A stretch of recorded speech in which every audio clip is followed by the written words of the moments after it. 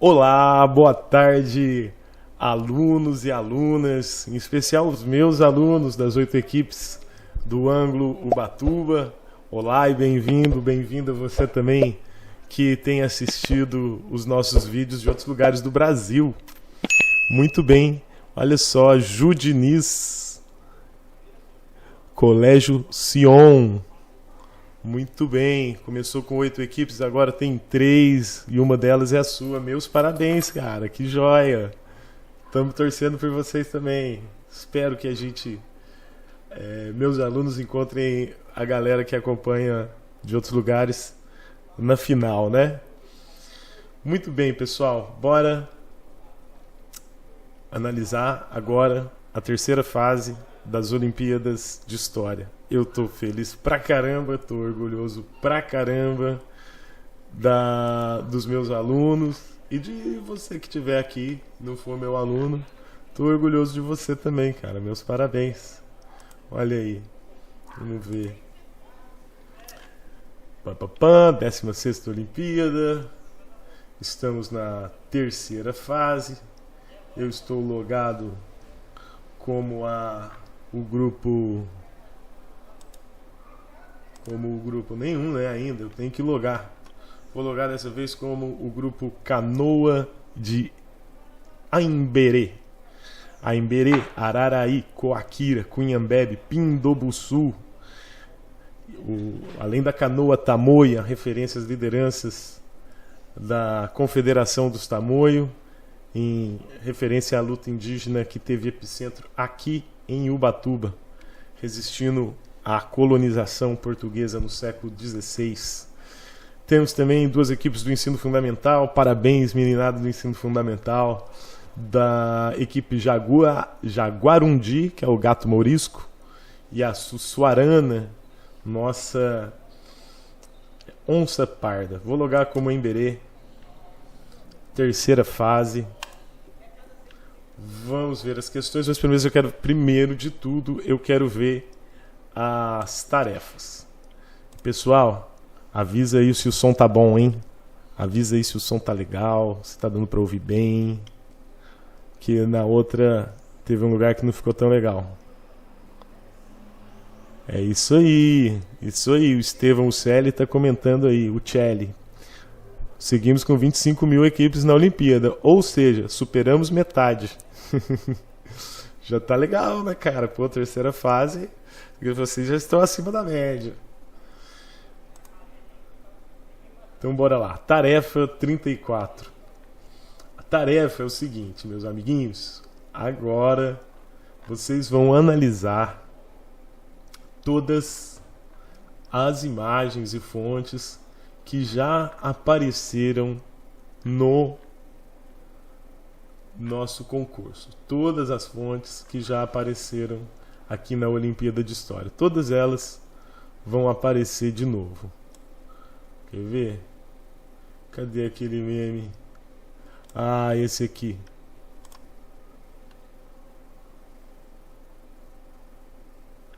Olha aqui. Barracos históricos para caberem no Rio. Olha aí. A tarefa é essa, né? Você vai ver, por exemplo, essa do barracos históricos. É um meme, né? É um meme que foi produzido em 2023, certo? Aí aqui você vai ter que dizer, né, o século em que foi produzido e o século a que se refere, certo? Século em que foi produzido, 2023, século 21. Século a que se refere, Tratado de Tordesilhas, século 15. Olha só, se tiver dúvida. Então você vai ter que dizer, né, cada fonte, quando ela foi produzida, e você vai dizer a que século ela se refere. Porque você sabe, tem representações da história que são feitas muito tempo depois, né? Então, por exemplo, aquele meme, ele foi produzido no século XXI, mas ele faz referência ao Tratado de Tordesilhas em 1492. 1494, portanto, século XV, certo? Galera, muita gente fala assim, pô, por que Portugal aceitou esse tratado se ficava com tão menos terra do que a Espanha? Né? Essa é uma pergunta que a gente ouve por uma questão simples, eles não sabiam que tinha esse tanto de terra. Eles mediram as 370 léguas aqui do Cabo Verde e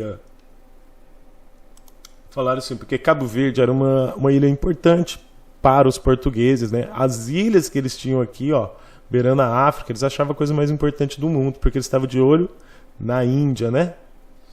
E aí, 2 anos depois da viagem do Colombo, ou seja, antes dos portugueses botarem o pé aqui no continente, os portugueses brigaram, falaram, não, pera aí, tá achando ilha, o que é isso? Isso aqui é meu, né? Ou então, aí o Papa intermediou, né? Para dizer, não, então faz assim, você fica com as ilhas para cá dessa linha, você fica com as... Eles não imaginavam que ia encontrar isso aqui tudo, certo, gente? Então, Portugal não sabia o que estava pegando tão menos terra, né? Ele queria garantir ter as ilhas que eles já conheciam aqui beirando a África. Valeu? Então, por isso que o Tratado de Tordesilhas foi assinado antes mesmo do descobrimento do Brasil. Então, descobrimento do Brasil com todas as aspas. Certo, galera? Quer ver outra fonte? Aqui, ó. A do mestre Vitalino, certo? Produzido em 2018, século XXI. Certo? Aí você vai ver, achar a referência do cara imaginado, homenageado, né?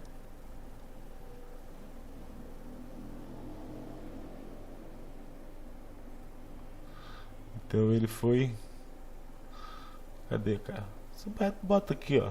Eu não lembro e não vou ler isso tudo de novo, né? O século do mestre Vitalino, né? Deve ser do século XX, certo? E você confere, né? Porque de repente ele é um pouquinho antes da virada do século.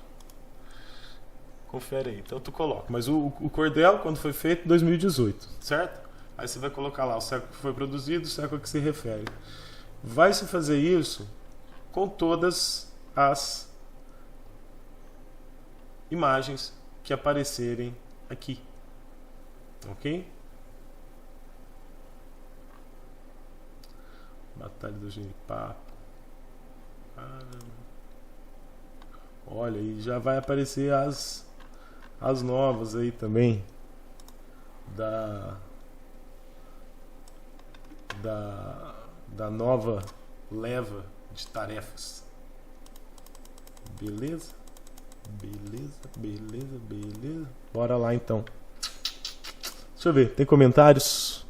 Estevão e também Lúcia Martins, Judiniz.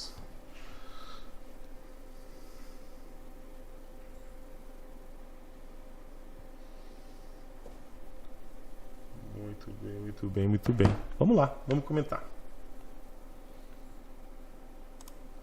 Primeira questão. Assista aos 3 minutos iniciais da videoaula gravada pelo professor João Paulo Pimenta para a série ONHB e as Independências do Brasil, de 2021. Muito bem, cara. Eu não vou dar play agora, me desculpe, porque eu sou traumatizado, rapaz. Uma vez no meu podcast eu estava entrevistando o artista ao vivo, coloquei um trecho de uma música do conjunto deles e depois eu fui gongado pelo YouTube, né? No caso, não me derrubaram o meu ao vivo, que é um risco também, mas silenciaram depois e ficou, enfim. Não vou brincar com direitos autorais, nem da ONHB, mesmo sabendo que eu estou contribuindo para o engrandecimento do nome, da fama desses maravilhosos pessoal da Unicamp, né? Então, mas tem uma videoaula aqui que vocês vão ver, são 3 minutos. Ele vai falar provavelmente sobre as lutas pela independência, né? Aquela parada de que na Bahia foi o primeiro, tal lugar teve resistência, tal lugar não teve, certo? E aqui tem também um monumento, a Batalha do Genipapo, berço da independência. Então olha aí, um monumento. O monumento serve como uma espécie de cápsula do tempo, uma mensagem, né, da gente deixar registrado, né, para as gerações futuras, memórias do nosso tempo ou de tempos anteriores, né? Bora lá. O dia 13 de março é marcado pela lembrança do confronto mais sangrento da Guerra de Independência do Brasil, a Batalha do Genipapo. A batalha aconteceu no dia 13 de março de 1823, quando cearenses e maranhenses se juntaram ao povo do Piauí para lutar contra resistentes tropas portuguesas, lideradas pelo major João José da Cunha Fidié. A batalha aconteceu às margens do rio Genipapo, onde atualmente se encontra a cidade de Campo Maior, no Piauí. O confronto se iniciou após terem sido descobertas as intenções do comandante das tropas portuguesas manter a região sob domínio português para abafar os movimentos de independência que se desenvolviam na área. Do lado brasileiro estavam lavradores, artesãos, escravos, roceiros e vaqueiros, enquanto do lado português haviam soldados bem treinados, bem armados e a cavalo. Os brasileiros não foram para a luta com armas de guerra, e sim com facões, machados, porretes e armas artesanais. Cerca de 200 brasileiros foram mortos, e outros 542 foram feitos prisioneiros por Portugal, enquanto 116 portugueses morreram e 60 ficaram feridos. Os brasileiros perderam a batalha, mas fizeram a tropa mudar de percurso e evitar que o exército português fosse até a capital. A ação dos brasileiros foi crucial para o processo de emancipação do Brasil e é lembrado até hoje como um gesto de coragem. Pois é, eu lembrei de uma gíria aí dos meninos gamers. Fala, Gomes. Fala, Lau, todo mundo que tá chegando. Cara, eu lembrei, Gomes, me corrija aí se eu estiver errado, da gíria tancar, né? Segurar, sustentar, aguentar. E aí me explicaram que isso vem dos videogames, quando tem um personagem que geralmente é o fortão do rolê, né? E ele fica tancando, segurando a bronca dos zumbis ou esqueletos ou caras do mal que estão vindo lá para ajudar o grupo. Que seria, acho que seria mais ou menos isso que a turma da Batalha de Genipapo fez, né?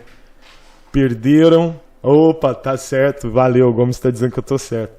Então teria sido mais ou menos isso, né, que o pessoal que lutou na Batalha do Genipapo fez, né? Morreu, mas deu uma segurada nos portugueses. E aí você já sabe, eu vou repetir, você vai, né? Primeiro você vai ler as paradas, né? Você vai ler de novo, vai pesquisar, você vai assistir o vídeo que está sendo recomendado e você vai escolher a alternativa correta. Lembrando, o NHB funciona assim. Uma questão está totalmente errada, você não marca de jeito nenhum. Vão sobrar 3. Dessas 3, uma está certa. Vai trazer uma questão alternativa muito óbvia. Depois vão sobrar 2, que valem 4 e 5 pontos. E aí, mano, 4 e 5 pontos marcar 4 pontos é muito bom, mas marcar 5 é sensacional. Agora, né, terceira fase, vai ficando mais difícil, a concorrência vai afunilando, qualquer pontinho faz diferença, né? Mas de qualquer forma, o importante é você não marcar a errada, nem a óbvia. A óbvia é aquela que está já a questão no próprio texto, já está dito, é óbvio, né? Aí vai ter outra que vai ter que levar uma reflexão mais profunda, ou uma que vai exigir um pouco mais de pesquisa. O problema é o seguinte, não é você olhar e falar assim, isso está com cara de ser uma reflexão mais profunda. Você tem que ver se é mesmo, ou se não é um erro, ou se coisa que parece um erro, de repente é só para te confundir, mas está certo. Então reflitam e vamos em frente. Segunda questão, em nome do objeto, museu, memória e ensino de história. Olha só, hein? Então temos 3 textos, né? Acadêmicos, 2 textos acadêmicos e um poema sobre museus, provavelmente a importância. Bora lá, bora dar uma lida, mesmo que uma lida.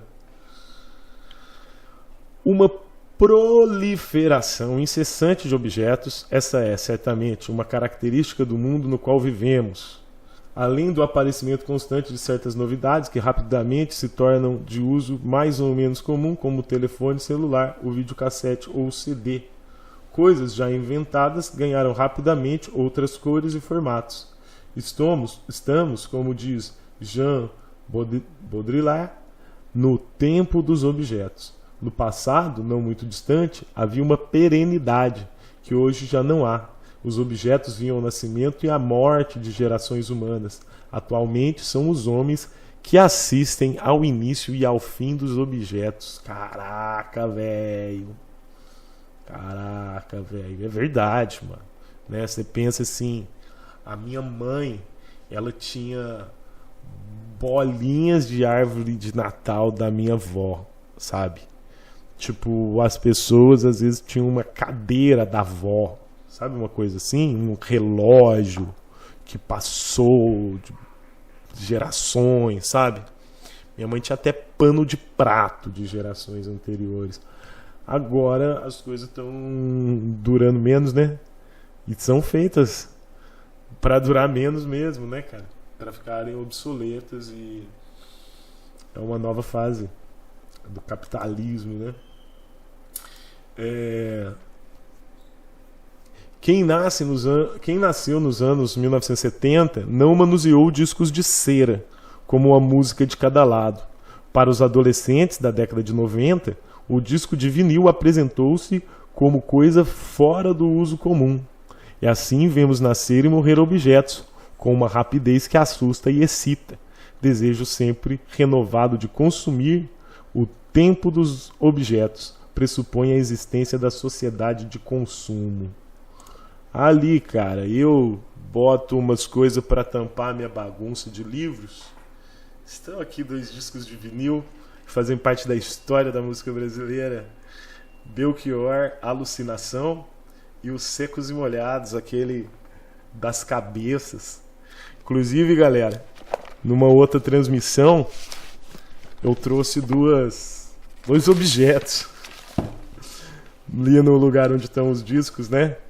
Que é esse quadrinho aqui, Angola Janga, que é um quadrinho maravilhoso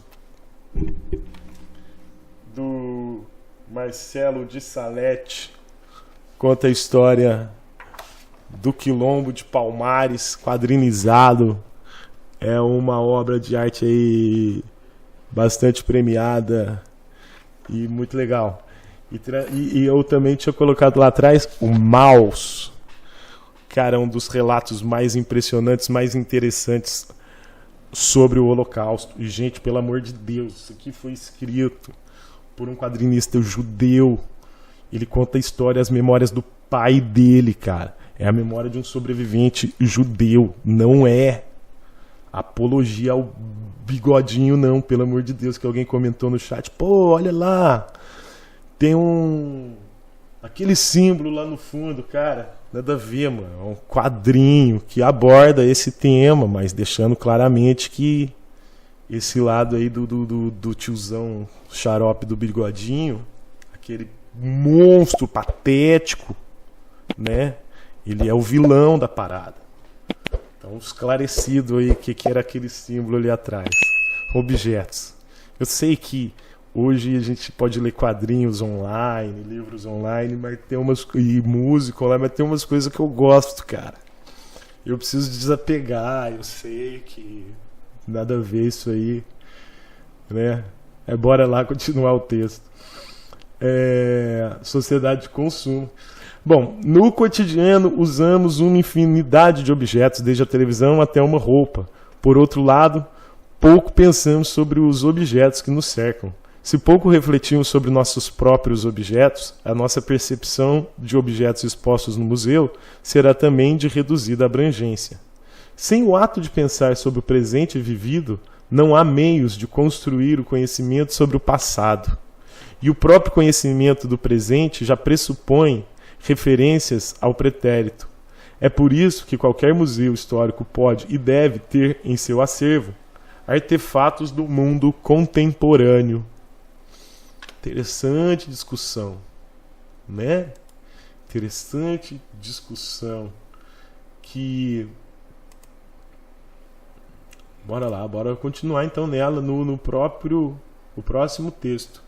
Do Teatro da Memória ao Laboratório da História, a exposição museológica e o conhecimento histórico. Enfim, do ponto de vista metodológico, base também para uma sólida exploração educacional, as possibilidades da exploração histórica são privilegiadas. Não sendo a história um conjunto a priori de noções, afirmações e informações, mas uma leitura em que ela mesma institui, em última instância, aquilo que pretende tornar inteligível, ensinar história só pode ser obrigatoriamente ensinar a fazer história. Coisa linda, estou até emocionado. E aprender história, aprender a fazer história. Por isso a diretriz de um museu histórico seria transformar-se num recurso para fazer história. Letra maiúscula, olha só com a maiúsculo mesmo, né, o H. Com objetos e ensinar como se faz história com os objetos. Galera, a Olimpíada é exatamente sobre isso, sabe? Você não tem que achar que é tipo assim, tem a história, que é o que nós sabemos sobre as coisas, né, sobre o passado, e aí os objetos do museu e os textos do arquivo vão, olha só, essa é uma cadeira da época tal. Não, é o contrário. É a partir dos objetos, né, e das fontes arqueológicas, das fontes textuais, dos documentos, é a partir disso que nós construímos o conhecimento histórico, tá ligado? Há uns 6 anos atrás, por exemplo, eu, aqui em Ubatuba, e na busca pela história de Ubatuba, cara, e achei uns documentos incríveis, né? Tanto na hemeroteca da Biblioteca Nacional, e depois eu fui lá pessoalmente no acervo da Alesp, onde tem muito documento do século XIX, inclusive os documentos da Câmara Municipal de Ubatuba só se preservaram lá, nas cópias que foram enviadas para lá. E com base nisso, eu descobri um monte de coisa legal, sabe? Tipo, eu descobri quem era o fornecedor de tijolo quando estava construindo a igreja matriz de Ubatuba. Já conto para vocês. Descobri... É o Stevenan, dono do engenho da Lagoinha, lá nas ruínas da Lagoinha, né? Que era o idealizador, o CEO, né? Desse engenho, que era ligado a traficantes de escravos, e era usado como fachada para continuar o tráfico de escravos mesmo depois da sua proibição.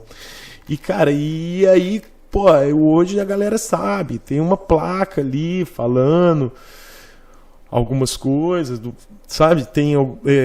A gente sabe todos os sócios que ele teve, né?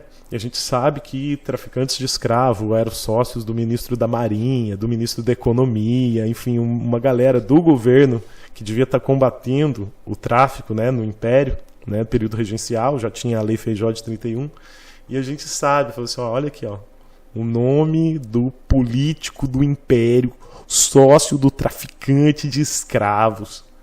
Então isso não é uma história que se sabe e o documento se encaixa. Pelo contrário, o documento revela, né, revela coisas que tinham sido esquecidas, né? E, como diz aí a capa, a incompreensão do presente nasce fatalmente da ignorância do passado.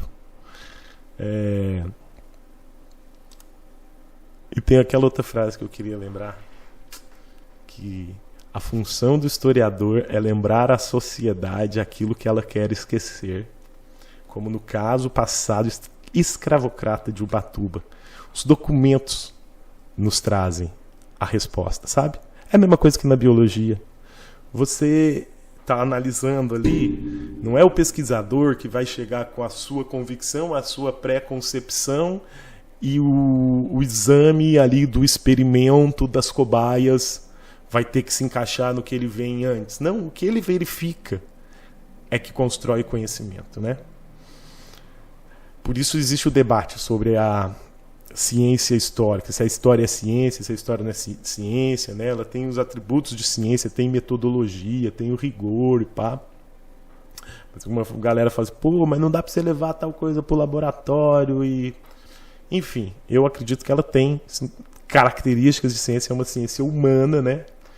E a principal característica é isso, de buscar, reconhecendo seus limites, buscar o entendimento, buscar o conhecimento a partir do que é observado, certo? Mas os textos estão dizendo para a gente também que o seguinte, a gente acostumado com esse descarte, com essa banalização do objeto, a gente passa a não valorizá-los. E talvez uma ida ao museu não te fascine tanto mais, porque você não aprendeu a ler aquilo como fonte de entendimento e ampliação da sua compreensão do mundo. Bora. Os objetos sobrevivem ao morto. É um poema.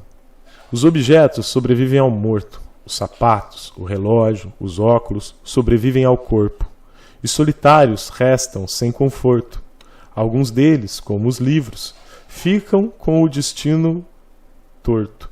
Parecem filhos deserdados ou folhas secas no horto. As joias perdem o brilho, embora em outro rosto não deveriam deixar pelo mundo espalhados os objetos órfãos do morto, pois eles são, na verdade, fragmentos de um corpo. Que belo poema do final do século XX. Afonso Romana de Santana, em 1999.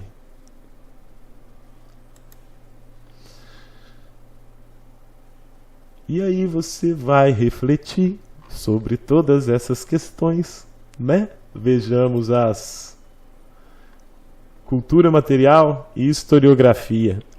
Isso aqui, cara, ajuda, viu? As palavras-chave te ajudam a entender do que se trata a questão, né? O que eles querem que você fale.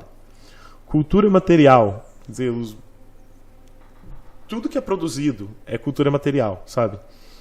Tipo, por exemplo,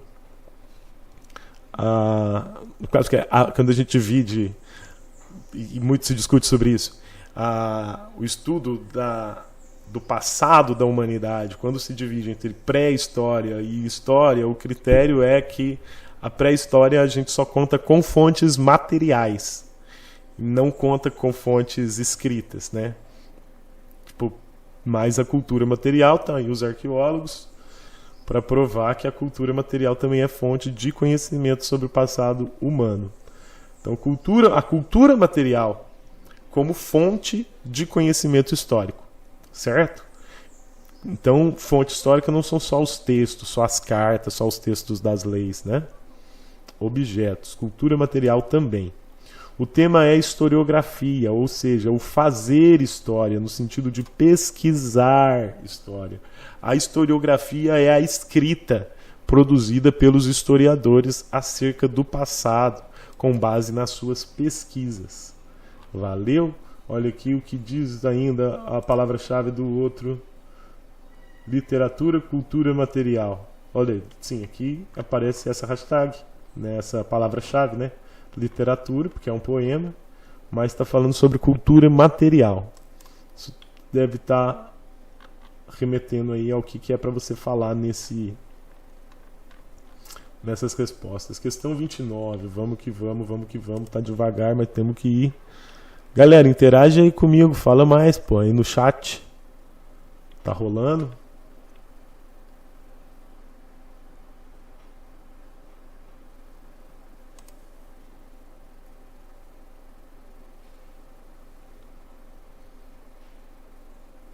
Bem, tem 12 pessoas assistindo. Dá um abraço, dá um comentário aí pra mim, faz favor. Parou de chegar os comentários aqui pra mim.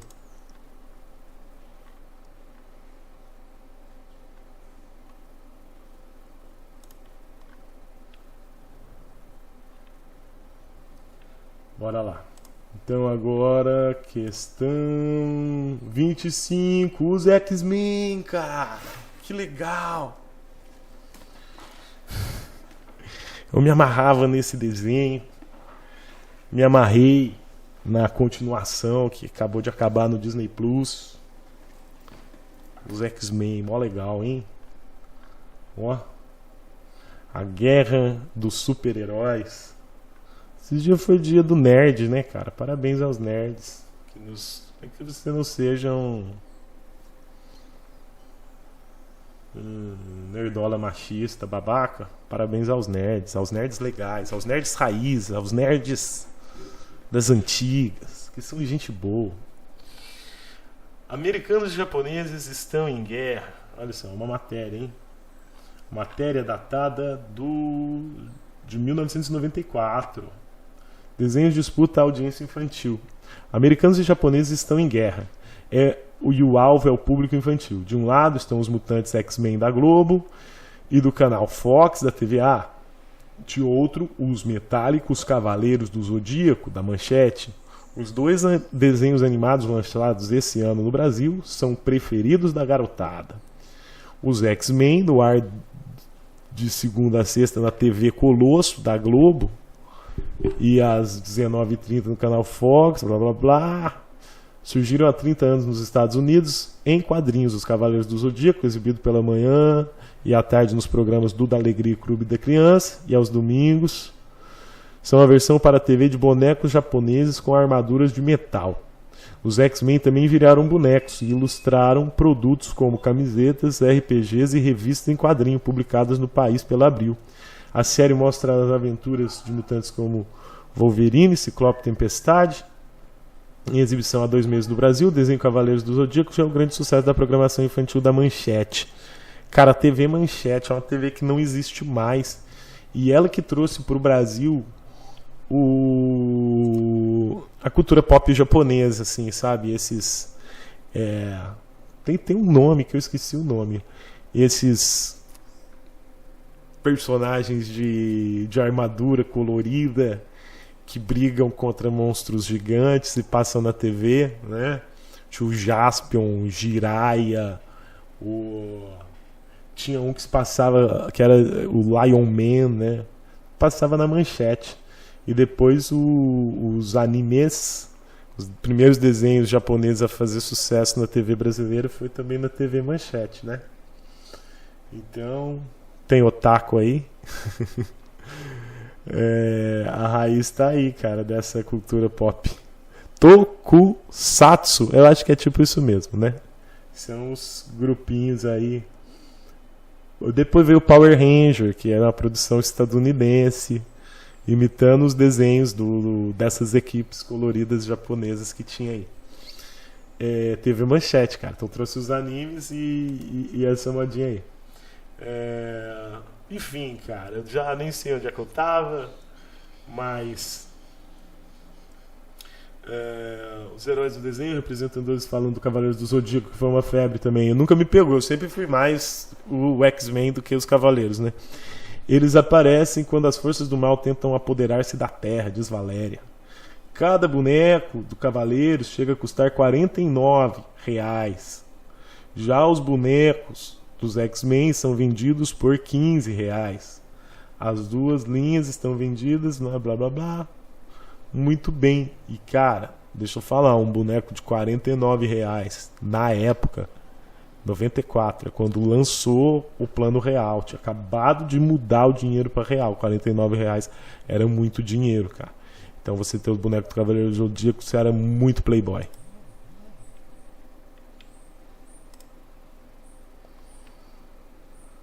Continuando, família.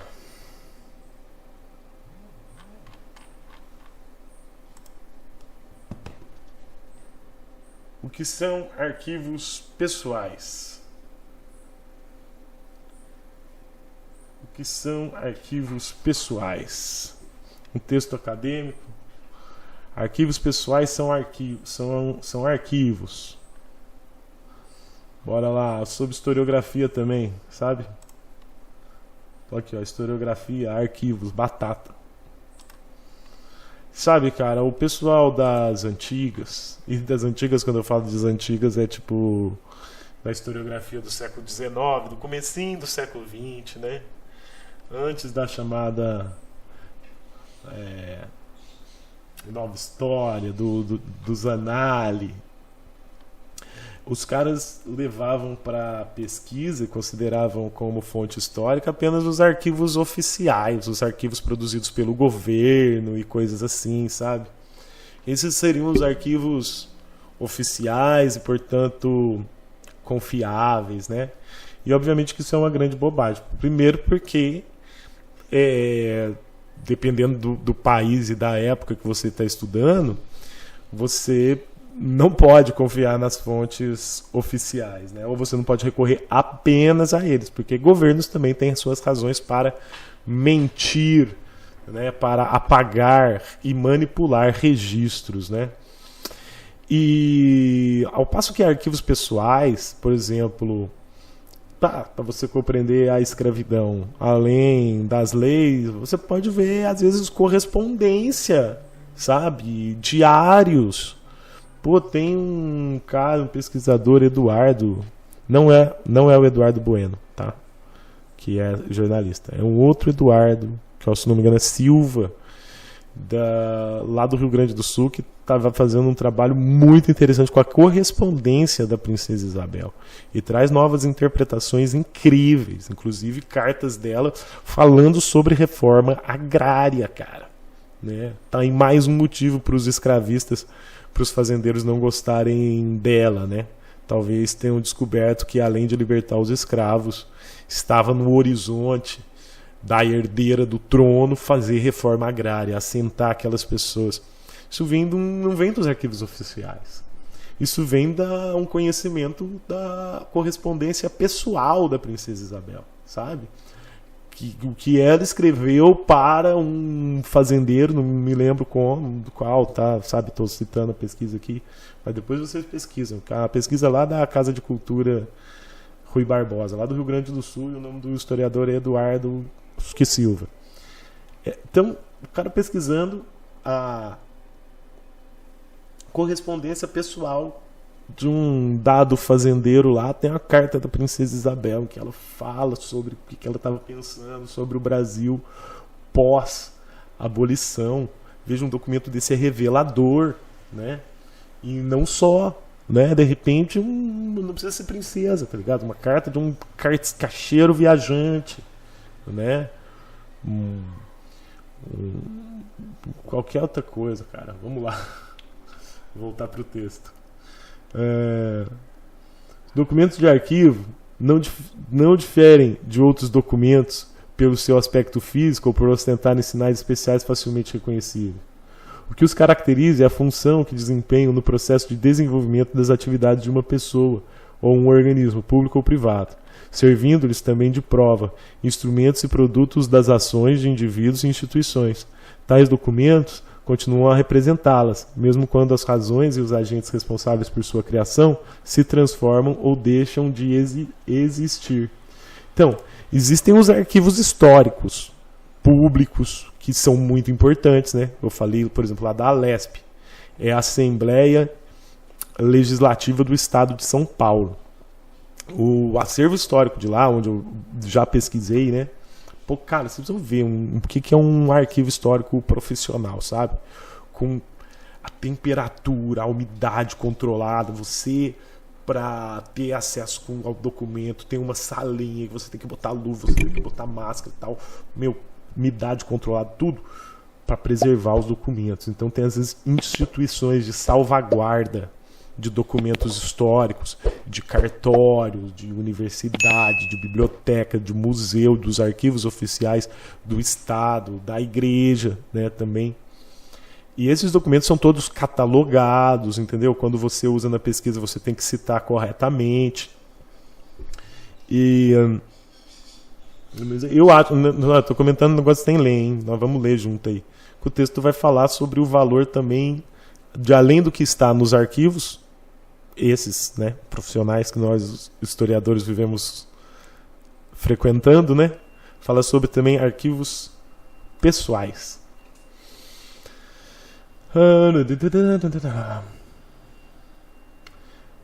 Na própria definição do universo abrangido, né? As razões, agentes responsáveis por sua criação. Quer dizer, a Assembleia Provincial de São Paulo não existe mais, agora existe Estado de São Paulo, né? E a Assembleia Legislativa herdou os documentos, né, da antiga Assembleia Provincial e do Senado de São Paulo. Já teve isso, sim, já teve isso. Estão esses documentos salvaguardados pela Alesp. Na própria definição do universo abrangido pelo arquivo pessoal, o prestígio do titular é que determina muitas vezes a possibilidade de estendê-lo, de modo a abarcar livros, objetos, móveis e até, no limite, ter mesmo espaços edificados.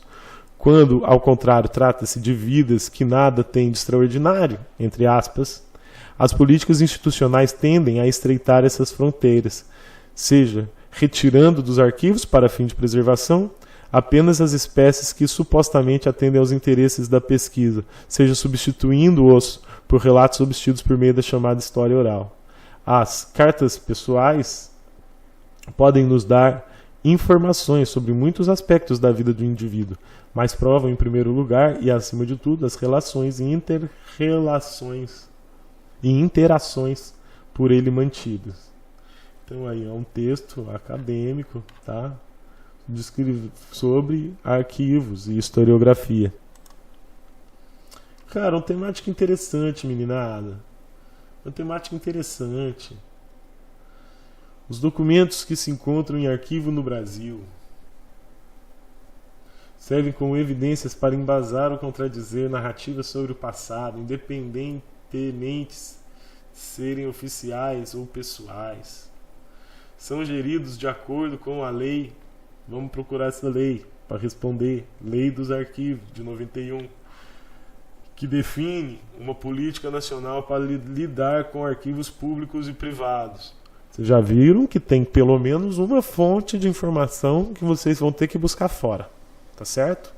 Como isso aqui é um primeiro react, e a ideia é ser um ponto de partida e não estar aqui resolvendo as questões com vocês, né?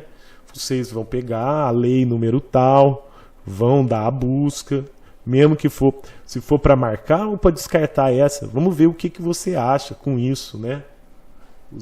Não vou fazer isso agora não, porque tem muita coisa para fazer, tem muita questão ainda, mas façam isso, tá ligado? Foram muitas vezes salvos do descarte, não por sua importância em si, mas pela importância adquirida pelo personagem a que se refere. Estão sob proteção dessas instituições, mesmo quando pertenceram a pessoas comuns cujas vidas não tiveram importância histórica. Então, rapaziada, reflexão e pesquisa é tudo que vocês precisam. Na Câmara de Torturas, o TV Philips 550 resistiu a tudo. Eita, mano. Tô achando que é uma parada problemática aí, meu parceiro. Que horror, Que horror, que horror. É uma propaganda de TV Philips, né? Somente a TV Philips pode oferecer qualidade e preço e resistir a qualquer prova. Antes de lançar no mercado, a Philips submete os seus aparelhos a inúmeros testes eletrônicos e mecânicos para cientificar-se da capacidade de resistir a qualquer maltrato. Estas são algumas das provas que o TV Philips 550 se submeteu. Mesa vibratória. Vamos lá, tem a transcrição? Não tem a transcrição. Isso torna mais difícil. Vamos ver aumentado aqui. Mesa vibratória para observar sua capacidade em se manter íntegro aos mais rigorosos movimentos e continuou funcionando normalmente. Câmara tropical para controlar sua resistência a elevados graus de calor e umidade e continuou funcionando normalmente. Queda livre para testar sua resistência a choques, mesmo quando elas não aconteçam em sua casa, e continuou funcionando normalmente. Cara, que coisa bizarra. É uma propaganda de TV falando como ela é resistente, certo? Mas ela faz uma analogia com câmara de tortura.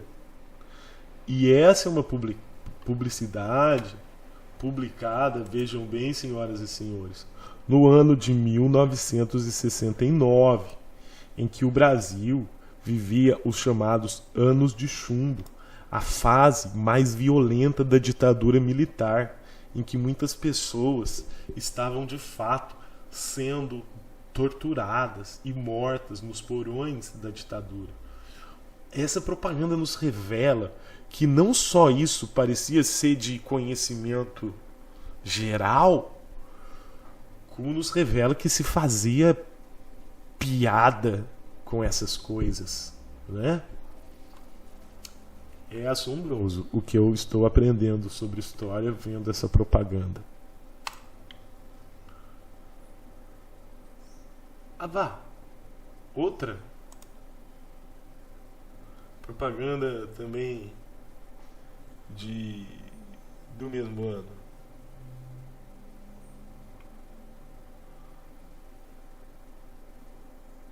Créditos, baú da propaganda nacional. Da revista Manchete.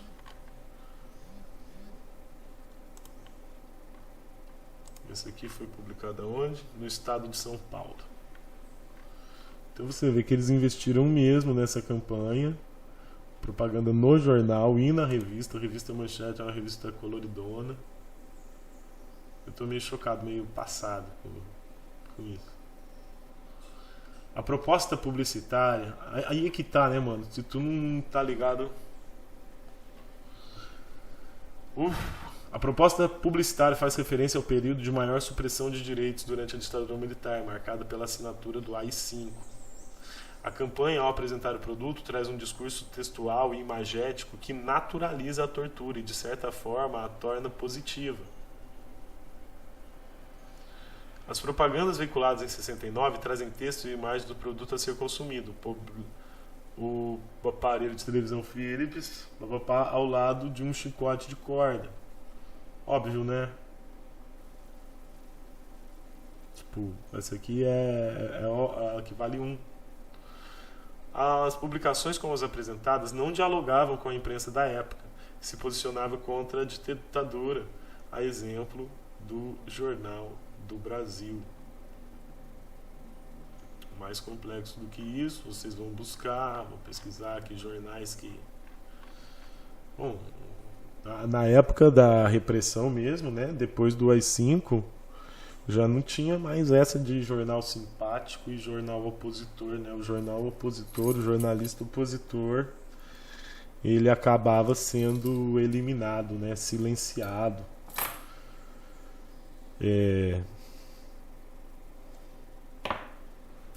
Boa reflexão aí, bons estudos para vocês sobre esse período embaçado.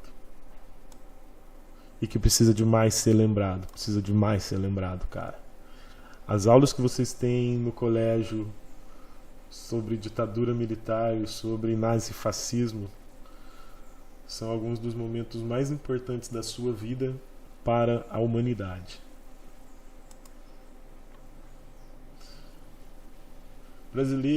Brasileira sofre xenofobia de português após discussão em aeroporto de Portugal. Essa é a questão 28.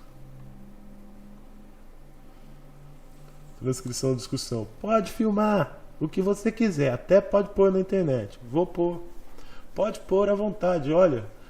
Olha aqui a minha carinha. Pode pôr na internet. Vou pôr no jornal também, vou te processar. Sua porca, vai pra sua terra, sua porca. Sou portuguesa de raça.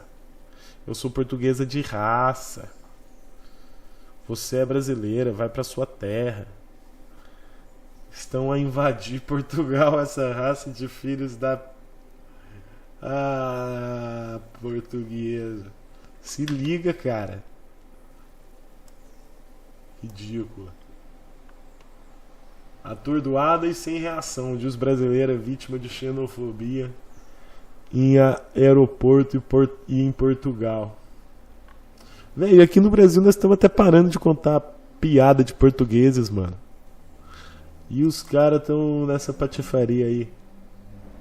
Vamos voltar a contar piada de Manuel da padaria, se vocês não pararem de sacanear os brasileiros aí.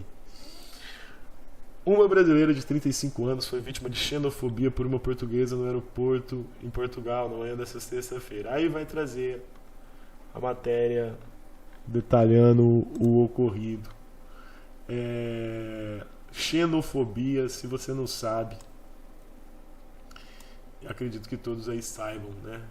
Xenofobia é o preconceito que uma pessoa sofre por causa do seu lugar de origem, certo? Então, por exemplo, xenofobia está em todo lugar, tá? Às vezes o brasileiro que vai para Portugal e sofre xenofobia, ele é o mesmo que quando volta para casa, tá lá em São Paulo, comete xenofobia contra o nordestino ou o chinês, né? Lembrando que é totalmente desprezível qualquer forma de preconceito em qualquer lugar do mundo, né? Eu declaro aqui meu patriotismo pela humanidade, né, cara? Reconhecimento de todo ser humano como meu semelhante. Então eu não quero sofrer xenofobia quando eu for para lugar nenhum, e eu não vou cometer xenofobia com ninguém de lugar nenhum, certo? E aí tem esse tema sobre o que está rolando lá em Portugal. Vocês leiam o texto, assistam o vídeo do barraco. A galera gosta do barraco, que eu sei. Então temos infográficos. O forte fluxo de imigrantes para Portugal fez mudar a curva populacional do país, que vinha caindo há uma década. Então a população de Portugal vinha caindo e voltou a subir por causa das migrações. E os brasileiros estão chegando mesmo, né? Olha só, de 2017 para 2022, né? Mais uma porrada de brasileiros chegou em Portugal todos os anos. Então você vai analisar esses dados com calma. O louco, né? Que os caras lá vêm pra cá tranquilão e, tipo, venham, saca? O Brasil é grande, só tá mal distribuído as terras, mas venham sim. Mas quando a gente for pra aí, trata a gente bem também. Ó, relatório anual sobre a situação da igualdade e não discriminação racial e étnica. Distribuição do fator de descrição, principal expressão usada como fundamento da discriminação. Relatório anual sobre a situação da não discriminação racial e étnica. Então esse é um documento, é um gráfico representando dados colhidos por essa instituição portuguesa sobre preconceito em Portugal. E aqui nós temos um gráfico mostrando as razões da pessoa sofrer essa discriminação em Portugal. 34% é por causa de ser brasileiro, 15% por ser negro, né? Ciganos também sofrem preconceito, russos, enfim, meus queridos. Mas os brasileiros, pelo que estão mostrando os dados, que são dados portugueses, os brasileiros é que têm sofrido essa discriminação mais do que outros grupos.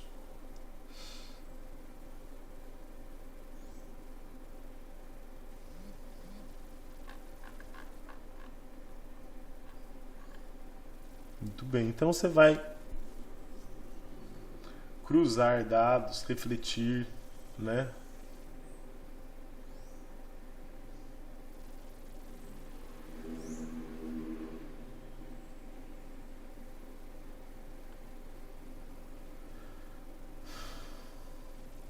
Aqui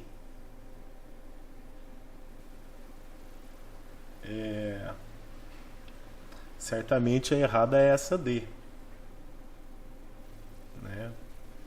Porque a D colocaria os produtores dos dados, das fontes, como pessoas que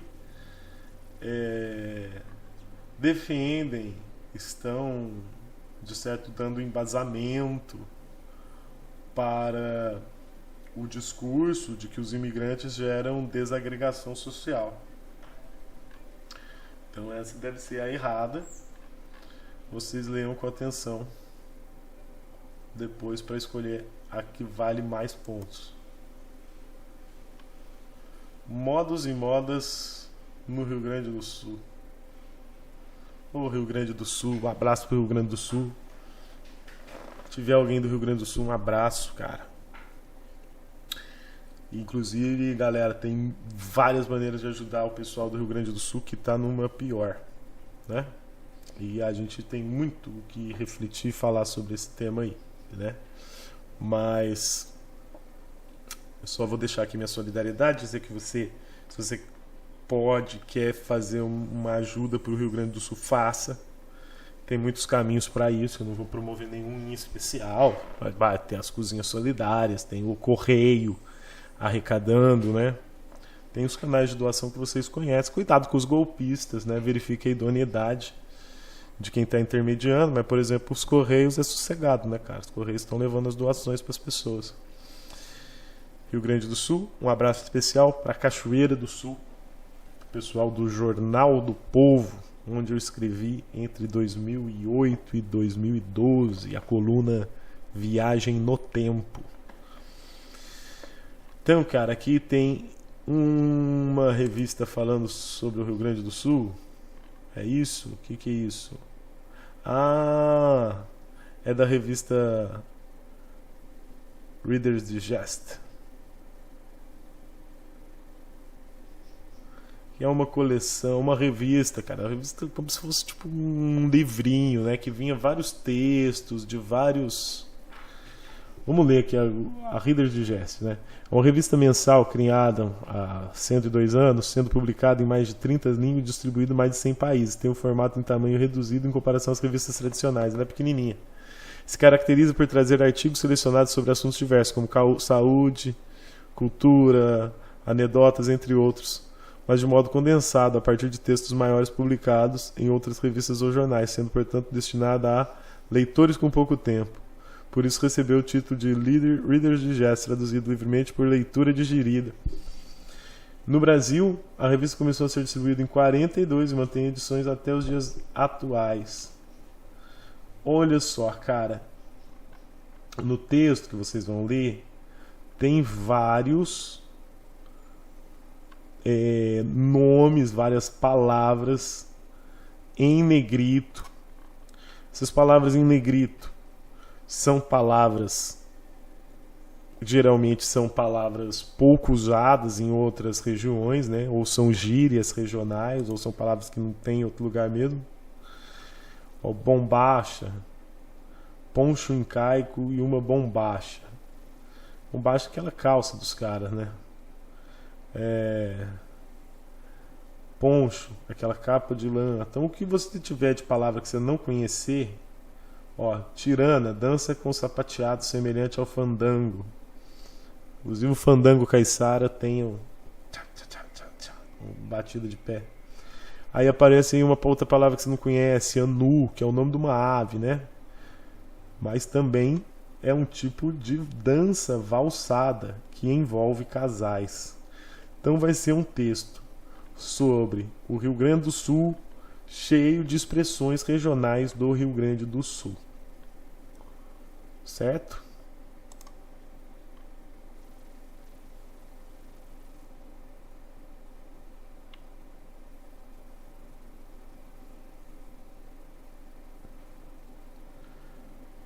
Por exemplo, que foi publicado em uma revista de ampla circulação nacional, inclusive internacional, né?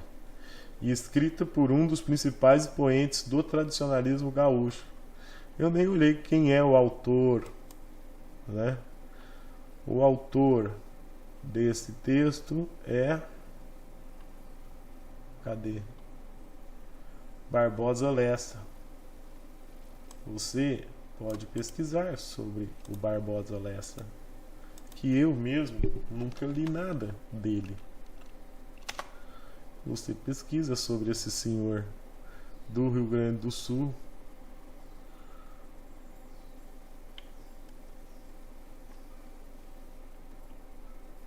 Um folclorista, um cara que conta os números lá, olha só.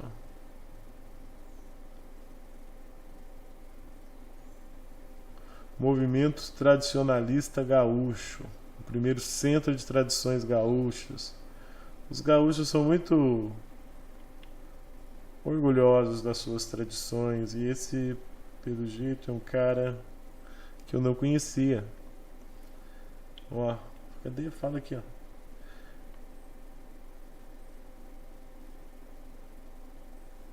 Ao mesmo tempo que se dedicava à implantação do tradicionalismo, Lessa passou a pesquisar música regional.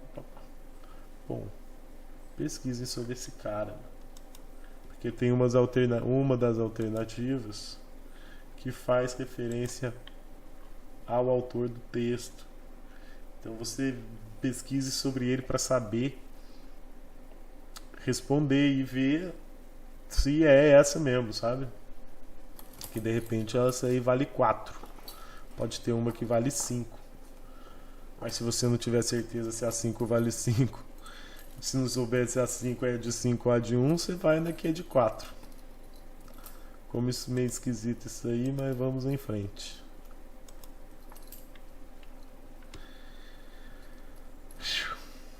Peabiru. Peabiru. Uma canção. Ah, canção eu não toco, cara. Canção eu não toco. Eu tenho medo de ser gongado pelo YouTube. Eu botar aqui até 15 segundos, acho que o YouTube não me gonga. Não vou botar nada, deixa pra lá. É do Almir Sater. Gosto muito do Almir Sater. Das músicas do Almir Sater, né? O Almir Sater tem umas paradinhas aí, mais ou menos, né? Mas a música dele, ele como artista, é maravilhoso. Peabiru é o caminho para o Peru, certo? Galera, os indígenas desse continente chamado Abiala por uns e América por outros, América do Sul,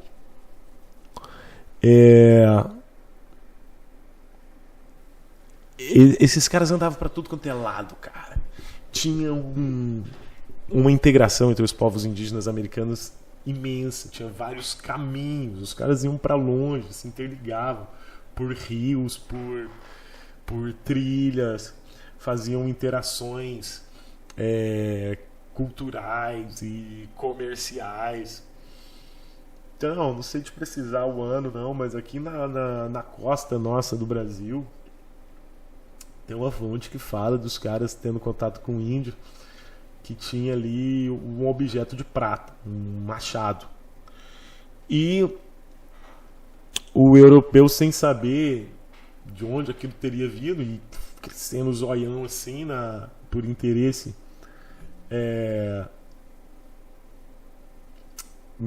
né, nesse metal, que para o europeu tinha um valor monetário, pergunta para os índios onde é que veio isso, e eles apontam para o interior do continente e dizem Peabiru.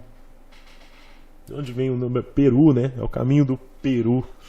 Eles se referiam à civilização inca, né? A civilização incaica, que minerava a prata e produzia objetos de prata, né? Os incas que dominaram boa parte da América Andina, mas mesmo com povos que não tinham sido dominados, eles podiam ter algum tipo de relação, né? E então então era possível ir a pé do Brasil até o Peru. E isso foi uma coisa que despertou bastante curiosidade dos exploradores europeus do primeiro século de colonização, né? Tanto é que os espanhóis acharam, né, cara? Os espanhóis acharam, os incas, os espanhóis acharam as minas de prata de Potosí. E se você ainda não leu, anote aí, porque é um livro que você tem que ler em algum momento da sua vida. As Veias Abertas da América Latina. Repetindo, As Veias Abertas da América Latina, do uruguaio Eduardo Galeano. Bora. Bora. E aí depois, Caminho de Peabiru. A fascinante rota indígena que conecta o Atlântico ao Pacífico. Então tem uma música que você vai ouvir e ler a letra, e depois tem um texto falando sobre o Peabiru. E aqui com certeza vai falar mais sobre essas rotas indígenas. Galera, assim, eu nasci um pouquinho atrasado numa parada que era muito legal. Antigamente os mochileiros, né, os hippies, os aventureiros, os jovens que queriam desbravar a América do Sul podiam ir de trem de Bauru, e tinha trem que ia para Bauru de vários lugares aí também. Mas tinha uma linha de trem que saía de Bauru, no interior de São Paulo, né, mais ou menos no centro do estado de São Paulo, e ia até Santa Cruz de la Sierra, né? Onde chegava lá era o chamado Trem da Morte. E aí, meu amigo, dali o pessoal ia para Machu Picchu. A galera fazia vários mochilões de trem pela América Latina, mano. E isso é muito legal. Agora não tem mais trem. Agora você tem que ser um mochileiro gourmet. Você tem que viajar de avião até o Peru para ir a Machu Picchu, né? E se tivesse o Peabiru ainda, a gente ia a pé, né, galera? Mais routes ainda. Bora. Então, questão 30 sobre o Peabiru.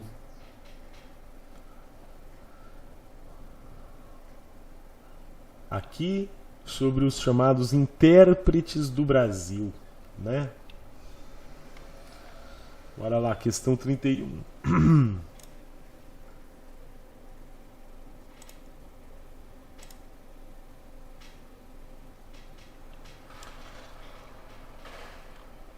Alagoas no ar. Um abraço para Alagoas. Alagoas, hein? Caiu uma questão sobre o Collor. Desculpa, eu não sei. É triste, mas pra muita gente a referência de Alagoas é o Collor, né? Eu me lembro na infância, nos anos 90, que eu era bem criança, né? Aí mostrava bastante Maceió, quando o Collor chegou ao poder, né? Despertou bastante interesse da mídia nacional. Um abraço para Alagoas, um abraço para o Rio Grande do Norte, um abraço para todo mundo que está acompanhando aí. Clássico de Fernando Novaes que mudou a historiografia do Brasil ainda gera debate. Portugal e Brasil na crise do antigo sistema colonial lançou um novo olhar sobre a colonização. Visto como um clássico no país e ainda epicentro de um debate entre historiadores de universidades paulistas e fluminenses, Portugal e Brasil na crise do antigo sistema colonial continua gerando debate entre historiadores. Entre aos 40 anos, a obra de Fernando Novaes ganha reedição. Em Portugal e Brasil, originalmente sua tese de doutorado, Novaes se debruça sobre o quarto final do século XVIII, período de grandes transformações políticas no Novo Mundo, com a independência dos Estados Unidos, a Revolução Francesa, né, em 76 e 89, respectivamente, do século XVIII, ambas agitadas pelos ventos do iluminismo e pelas contestações ao antigo regime.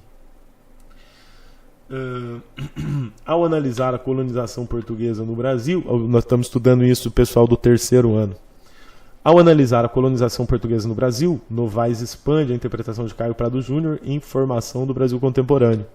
No livro, publicado em 42, o sentido da colonização é dado pelo capitalismo comercial, que se sustenta do século XVI ao XVIII com a acumulação primitiva de capital das metrópoles europeias graças às colônias, até entrar em crise em meio à mutação para o capitalismo industrial puxado pela Inglaterra.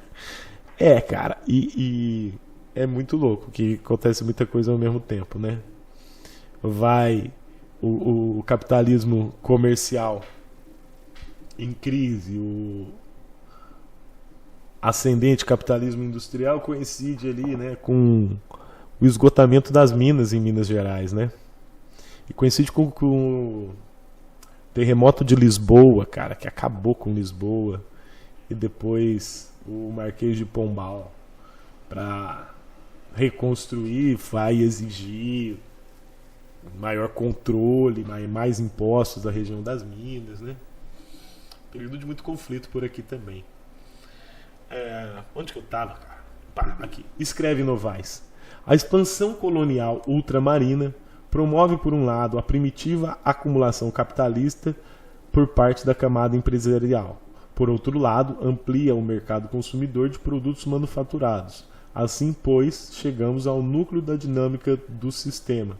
Ao funcionar plenamente, vai criando ao mesmo tempo as condições de sua crise e superação.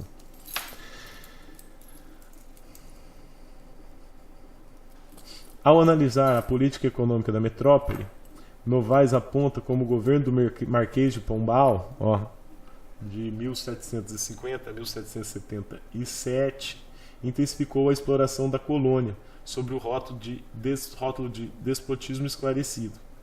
Ele era muito ilustrado em época e até em cultura, mas em economia era um mercantilista típico, diz o historiador. A vinda da corte portuguesa para o Brasil em 1808, em fuga das tropas napoleônicas, marca para Novaes a primeira ruptura definitiva do antigo sistema.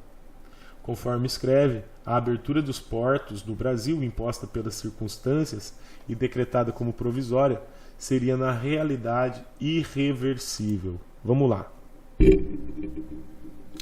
Galera, pacto colonial. Você lembra disso aí? Pacto colonial é aquela condição de que Portugal, né, aquela aliança entre a burguesia comercial, a coroa e a igreja, né?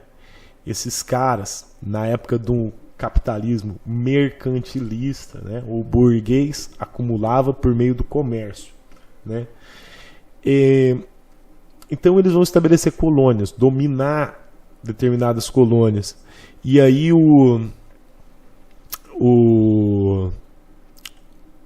a colônia, ela tem uma parada de exclusividade com a metrópole, né? O cara, vamos supor, o senhor de engenho que vem para cá, não pode vender para quem ele quiser, né? Tem que vender para Portugal ou para portugueses que comercializam aquilo que ele produz, né?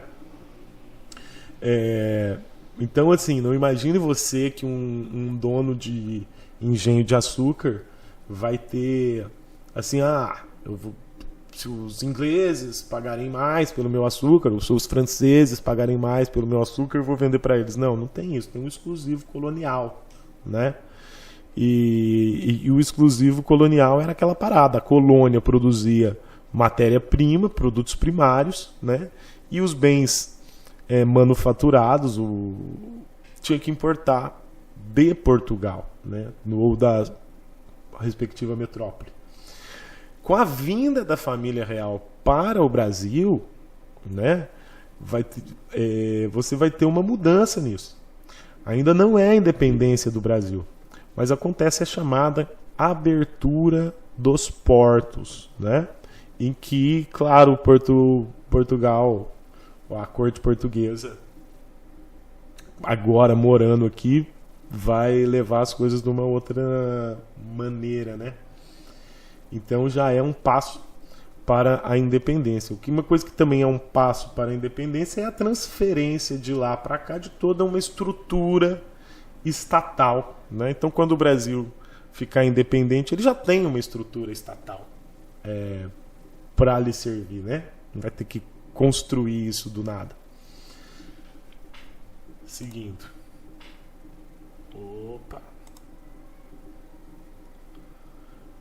Com a reformulação dos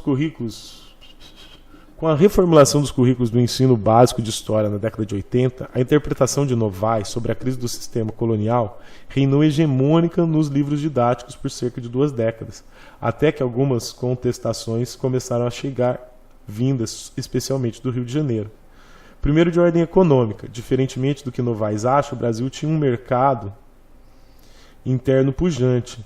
Não era completamente determinado por Portugal, pelo contrário, tinha uma autonomia muito significativa, inclusive no seu elemento central, que é a escravidão, porque o tráfico era controlado por traficantes residentes no Brasil, diz o historiador Tiago Krause, professor da Universidade Federal do Estado de Rio de Janeiro. Então, o que está dizendo assim? Então, esse pacto colonial não era tão rígido assim, porque comprava-se escravo da África sem intermediários de comerciantes portugueses. Você tinha os traficantes brasileiros mesmo e que faziam esse tráfico de escravo, né? Aí sim eu lembro daquele triângulozinho que tem o triângulozinho do comércio triangular, né? Entre Portugal, Brasil e África. Um dos principais livros que contestam a Novaes é Antigo Regime nos Trópicos, de João Fragoso, Maria Fernanda Bicalho, Maria de Fátima Gouveia, publicado em 2001. Para Fragoso, da Universidade Federal do Rio de Janeiro, a complexidade das hierarquias sociais não ganhou a devida atenção. Hoje se sabe da nossa ignorância a esse respeito. Na ocasião em que Novaes escreveu, ele considera líquido e certo que a sociedade brasileira se dividia em senhores e escravos. A partir dos anos 2000, a contestação à obra passa a ser também de ordem política. Novaes parte do pressuposto de que Portugal tem um Estado absolutista, mas hoje se tem dúvidas. Há uma centralidade. Daí a falar num absolutismo, 3 pontinhos. Pondera João Fragoso. Ele ressalta ainda que a análise do sistema colonial não deve ignorar o papel das elites locais. A manutenção da desigualdade, a apropriação da riqueza nacional em poucas mãos não é um produto externo, é um projeto social de uma elite. Olha que coisa, cara. Né? Olha a mudança de interpretação também, né? Tipo, nós tínhamos nossos próprios canalhas locais. Nós tínhamos os homens bons nas câmaras municipais, né? Homens bons entre todas as aspas, você sabe o porquê de aspas e o porquê de ser mais de uma. Então tinha uma dinâmica de opressão interna também. Continuando.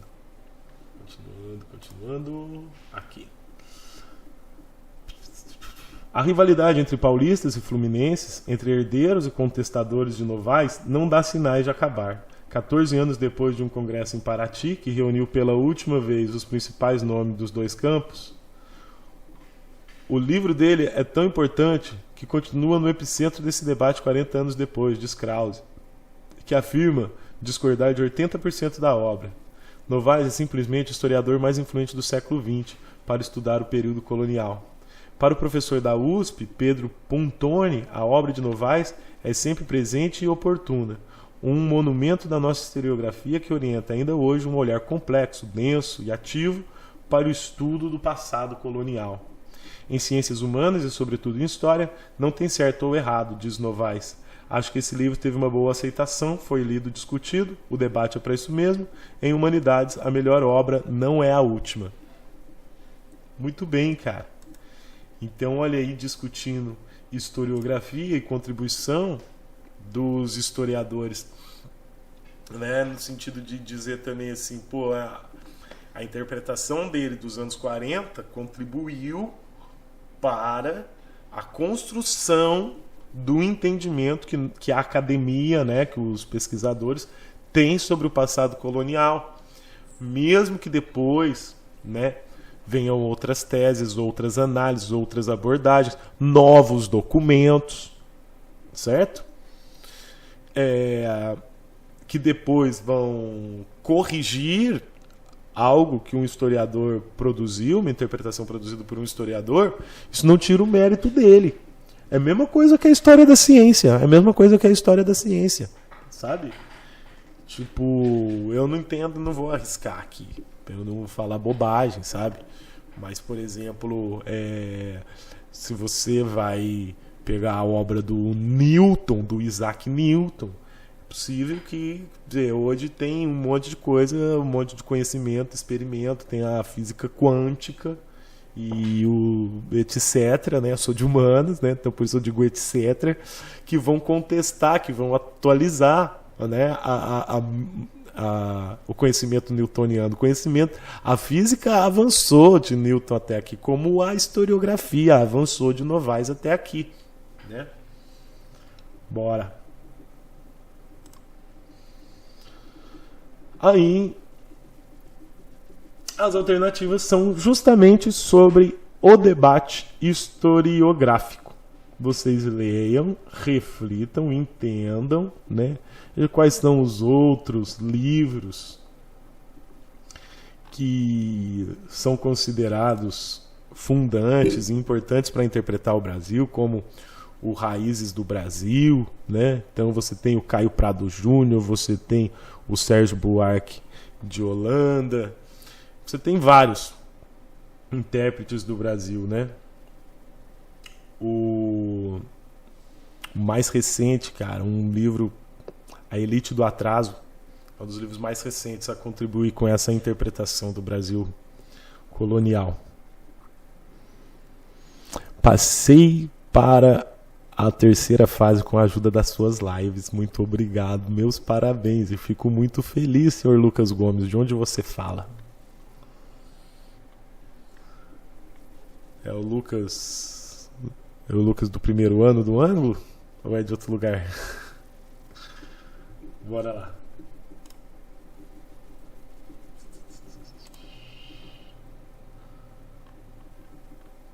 Entenderam? Então, o texto aqui é um artigo de jornal comentando um debate historiográfico sobre a obra de um autor. E depois, ainda não é tem mais uma, duas. Tem mais umas duas antes da tarefa.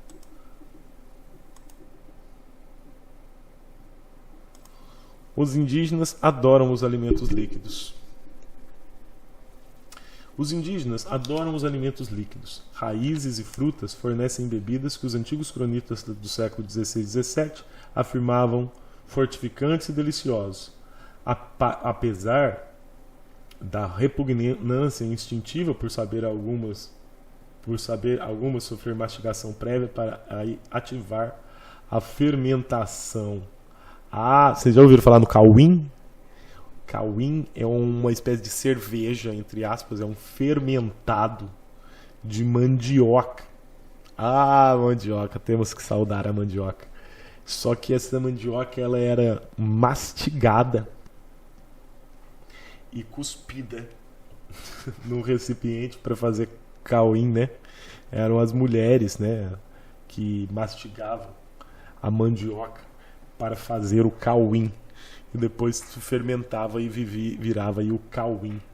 E tem outras coisas que eram também produzidas desse jeito, né? Seriam alimentos líquidos característicos os mingaus, farinha, tapioca, carimã, fervidos e absorvidos quentes. O caldo de peixe e peixe engrossado, depois de retirado das panelas, espécie de pirões ralos, viscosos, recendentes, eram substanciais. Ainda hoje, nas peixadas do norte, depois do prato de peixe cozido ou assado, o primeiro pirão, escaldado ou fervido, e o segundo, com pirão ou arroz, é sempre oferecido o caldo de peixe final, que muitos fregueses espeçam com farinha fina. É uma tradição indígena, dos tupis pescadores de igapebas e piperis, a jangada contemporânea.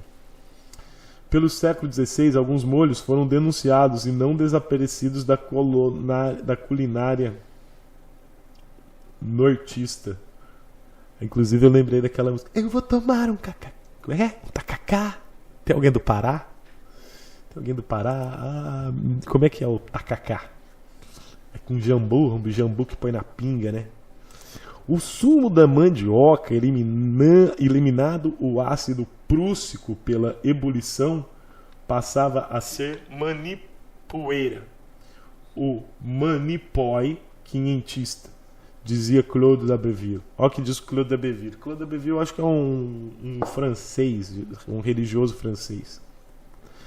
O suco, porém, misturado com a farinha de milho e cassava, que é o beiju, e alguns frutos chamados pacuri, palmeira, bacuri, que é esse o nome científico aqui, dá uma excelente sopa, também denominada manipói, que tomam pela manhã e dão de costume às crianças de peito, tal qual fazemos com as papas.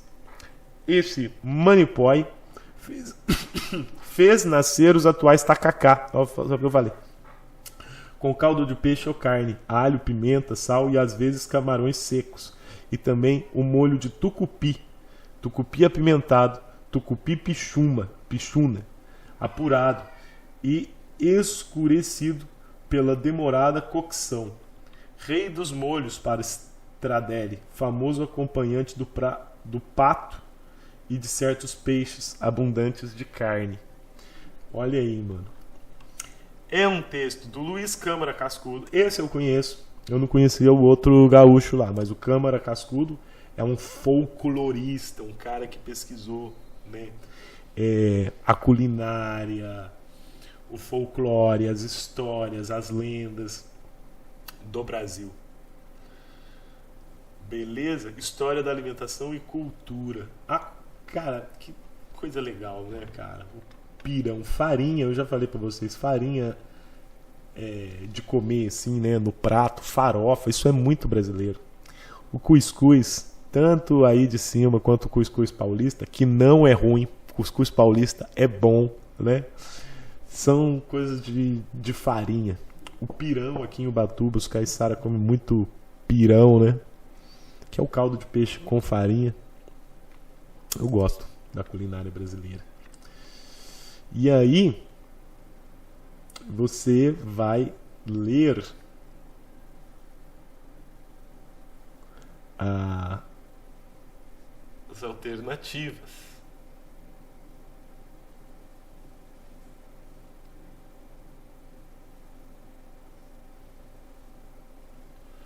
Com base no texto do Câmara Cascudo. Amiguinhos, esse é o ponto de partida. Depois que a gente terminar a live, é que começa efetivamente a pesquisa. Aí que vocês, meus alunos, vão estudar os temas, e os meus alunos do ângulo têm os seus canais de comunicação comigo, tanto ao vivo quanto pelo celular. Quando surge uma dúvida, quando surge uma coisa, a gente vai se falando, né? Renderam vários debates muito bons, o pós-live, né, cara? As discussões maravilhosas que a gente teve sobre a história do Amapá em sala de aula na primeira fase com o grupo do segundo ano, ou no último papo da gente na madrugada do fim de semana, procurando sobre a exposição lá do Rio Grande do Sul, até a gente conseguir achar o catálogo, comprovar que aquela empresa participou. Depois eu achei foto do moinho pra gente ver que aquele moinho que consta no diploma de fato foi instalado lá, aconteceu sim. Pô, legal demais, cara. Então a gente está começando um trabalho. Essa semana vai ser de muito trabalho para vocês. Hoje a pessoa falou: pô, professor, você faz a live, mas tem vários que eu fico na dúvida ainda. Mas a ideia é essa mesmo, cara. Você queria que eu fizesse a prova toda da Olimpíada de História em 2 horas? Não é. Eu sou coach, eu sou Bernardinho, eu sou treinador, eu oriento, passo direções. Vocês são os jogadores, né? E vão trocando ideia comigo, né? Algumas vezes a gente ajuda quando precisa, mas eu sei que a maioria das vezes vocês já sabem o que fazer. Você sente o cheirinho do gol. Você sente o cheirinho do gol. Meus alunos são sagazes. Estou muito orgulhoso de todos, todas e etc. Bora lá.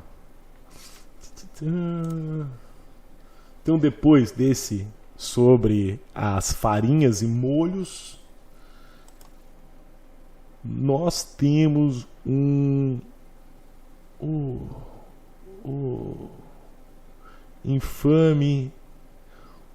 esse infame quadro de 1895 e uma releitura de 2022.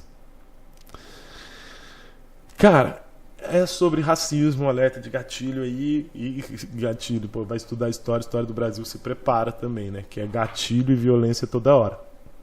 Violência física e simbólica. E aqui nós temos o infame quadro A Redenção de Khan. Um quadro do final do século XIX, né? Do pintor Modesto Brocos. É um óleo sobre tela. É uma tela enorme, de quase 2 metros por 1,66 de base por 2 metros. E mostra a seguinte cena, né? Uma casa simples. Nós temos uma mulher negra. Essa mulher negra agradece aos céus. Olha só, a posição de mãos e o seu olhar dão a entender que ela está rezando, agradecendo. Temos aqui uma outra geração. Provavelmente essa mulher filha dessa primeira aqui. Essa mulher, ela já não é negra retinta. É uma mulher negra de pele clara, mais clara. E a criança no seu colo é mais branca ainda. Aqui do lado, um homem branco, provavelmente um imigrante, que vieram muitos para o Brasil no final do século XIX, na época em que essa peça foi produzida. Então a gente entende que esse rapaz é pai da criança, né, com essa mulher aqui. Então você tem o embranquecimento, geração da descendência dessa senhora. Essa senhora que certamente foi escravizada. E aí nós temos o infame título A Redenção de Khan. Uau! E quem é Khan? Cã é um personagem da mitologia bíblica. O personagem da mitologia bíblica que é um dos filhos de Noé, né? Segundo o livro de Gênesis, quando conta a história da Arca de Noé, né? Que, aliás, os mitos de dilúvio são uma coisa muito interessante, achadas ao redor do mundo, né? Como a epopeia de Gilgamesh, enfim. Mas na versão judaica do mito do dilúvio, em que a humanidade é salva por um cara chamado Noé. Deixa eu ver se é minha Bíblia.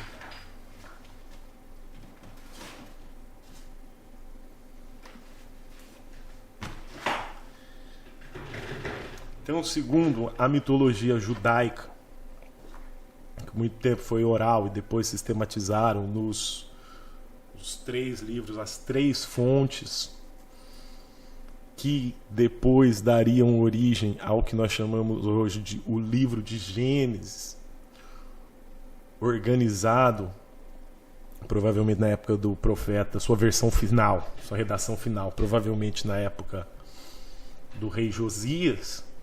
Segundo essa mitologia judaica, Noé tinha 3 filhos. E diz a Bíblia que...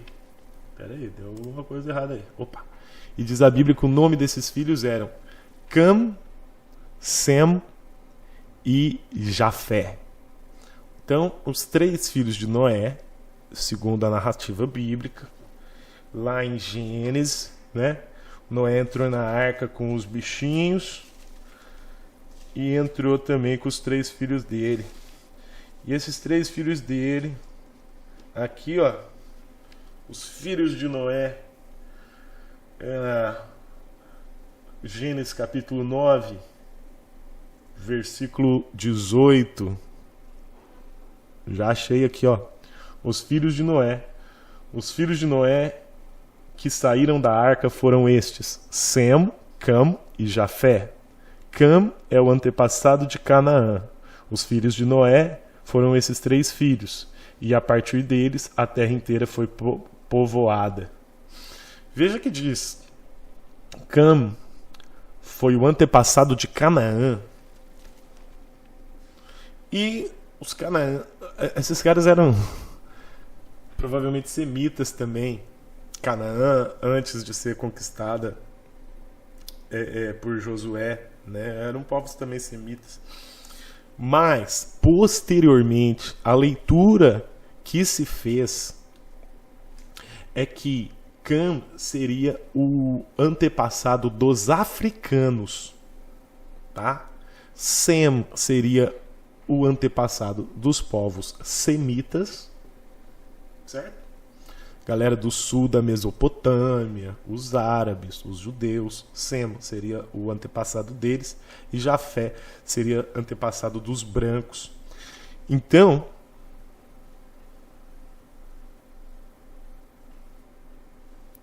muito bem, eu não sei,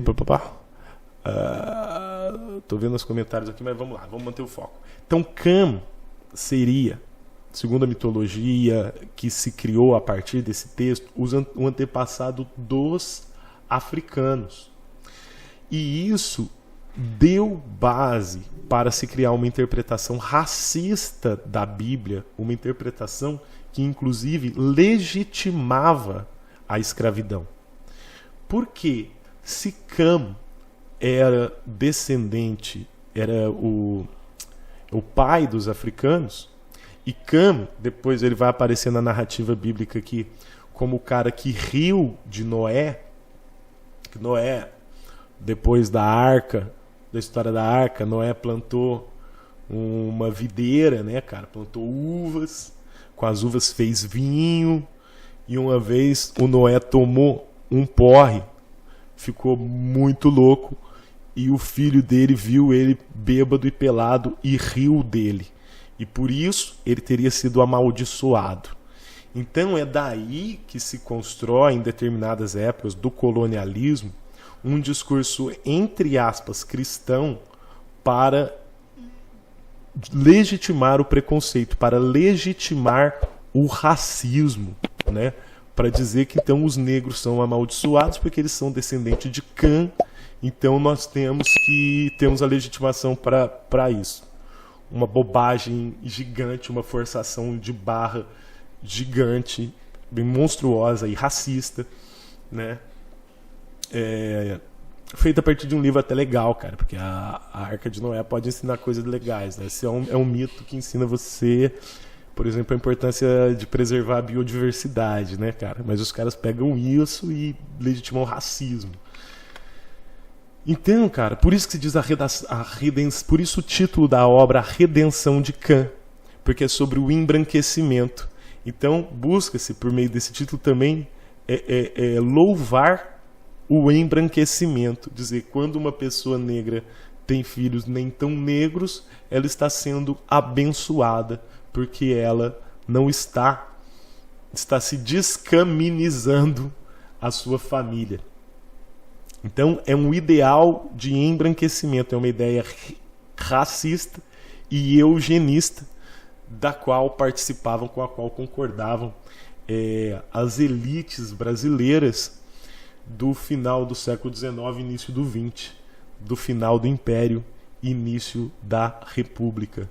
Explicado essa parada aqui? Então, volto a dizer que é uma leitura bem zoada.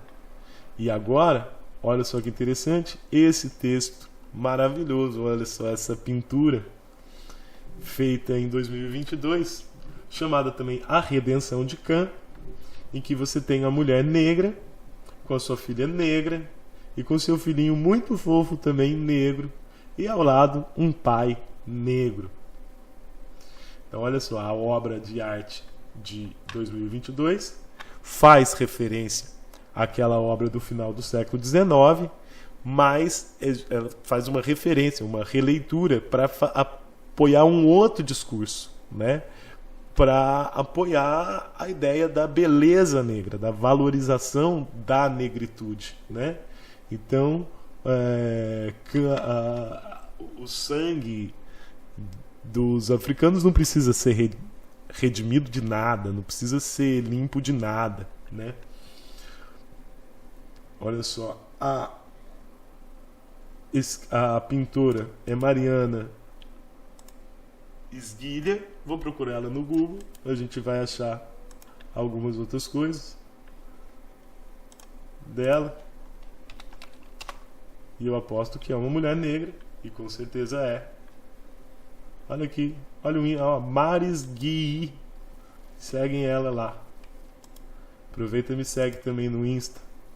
Leandro Cruz, historiador. Olha só, várias releituras de obras feitas por essa artista negra, tá?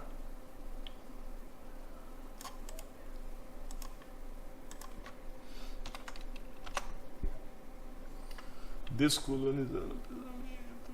Opa.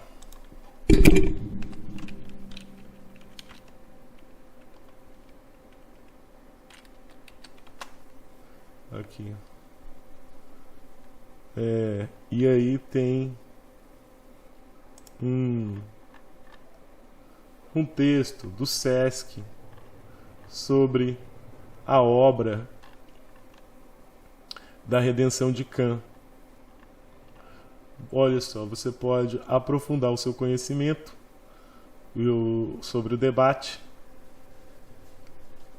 lendo aqui esse texto, ó.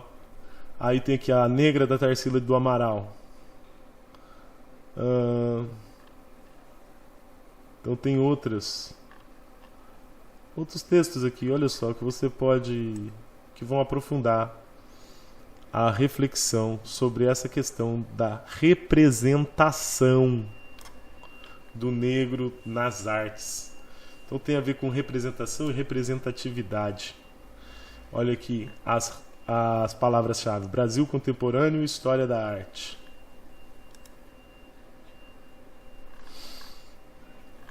Beleza, galera? Esse subsídio aí bíblico, espero que ajude você a entender a referência e as épocas em que essas obras foram produzidas, né?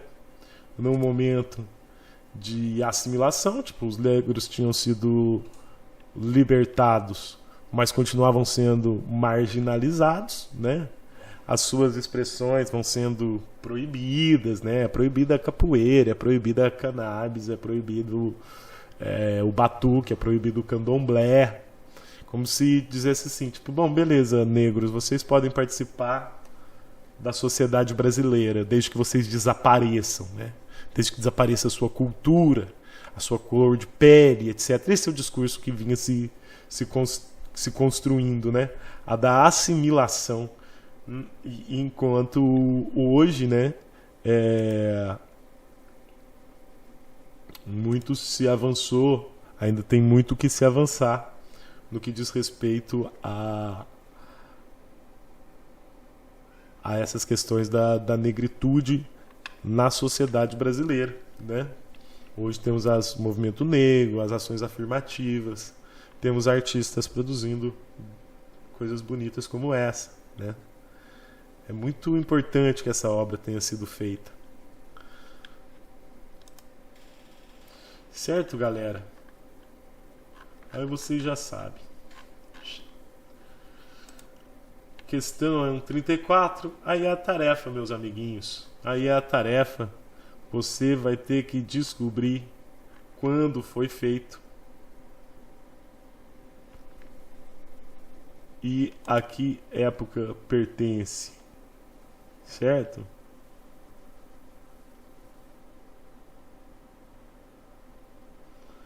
Então olha aqui, por exemplo, aqui.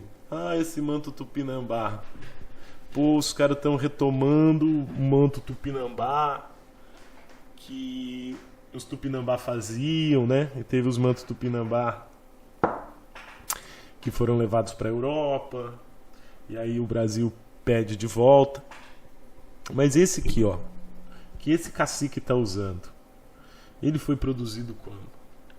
Ele foi feito recentemente, a moda tupinambá? Ou é algo que voltou para o Brasil e estava no museu? Você vai pesquisar para não falar bobagem, certo?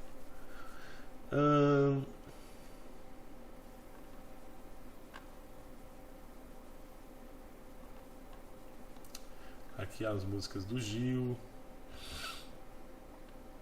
As músicas do Gil pela internet, né? Pela internet 2.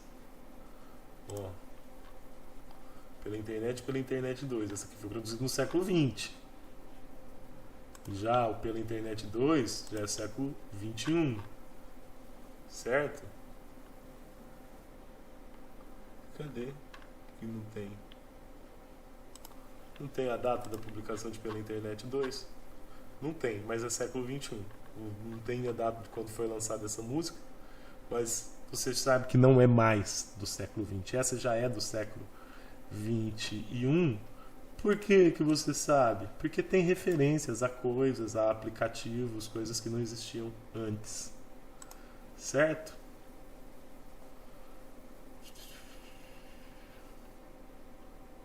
Aqui, ó. Volkswagen. Essa peça aqui foi produzida no século 20. É sobre o século 20. Entendeu?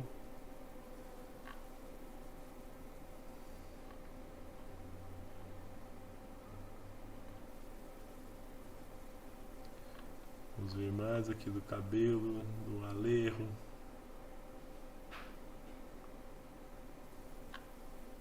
Essas do Alejo vai dar confusão, hein, cara. Aí aquele do Barracos Históricos, né, galera? Esse do Barracos Históricos é muito bom. Esse aqui a gente já respondeu, né? Esse aqui, produzido. Que século foi produzido? 21. A que século se refere? 15.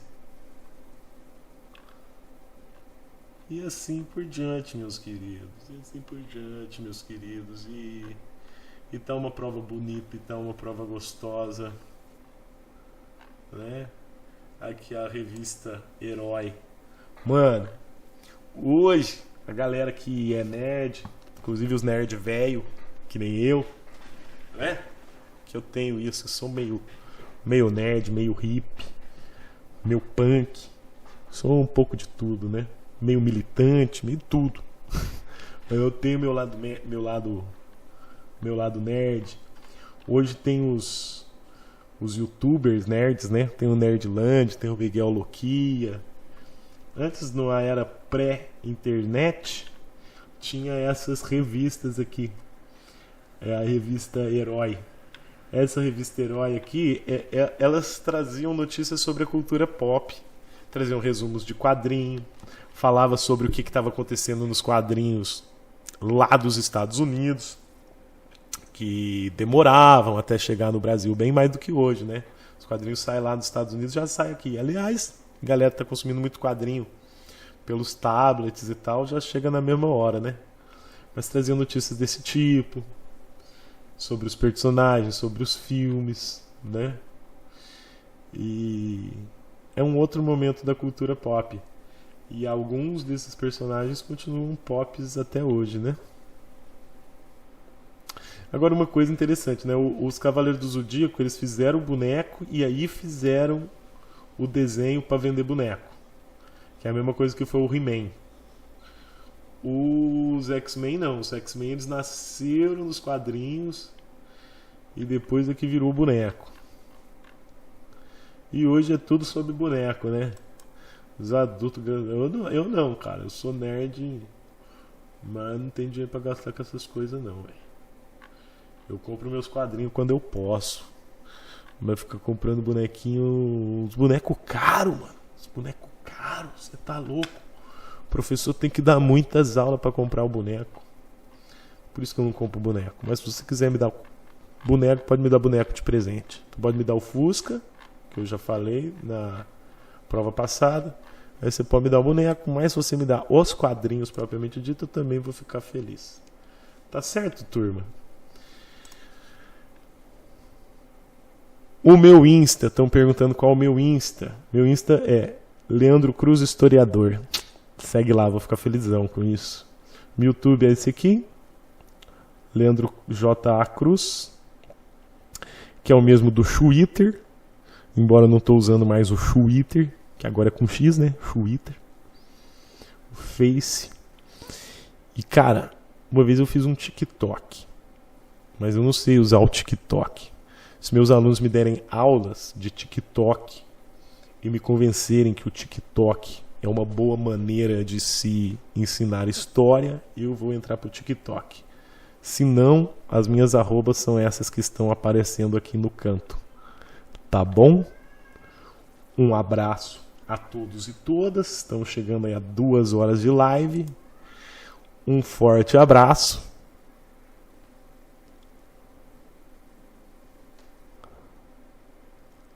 E é isso, galera. É isso aí, galera. Tem uns aí, alunos meus que participaram do chat. Outros que vão mandar perguntas, interagir depois. Mas é muito importante que meus alunos depois assinem a lista de presença que nós vamos passar. Tá bom? Um forte abraço. Um coraçãozinho de dorama para vocês. Boa sorte. Estou torcendo para que nossas canoas continuem remando nas próximas fases. Beleza? Então é isso. Vou encerrando por aqui. A gente se fala. Tchau, tchau.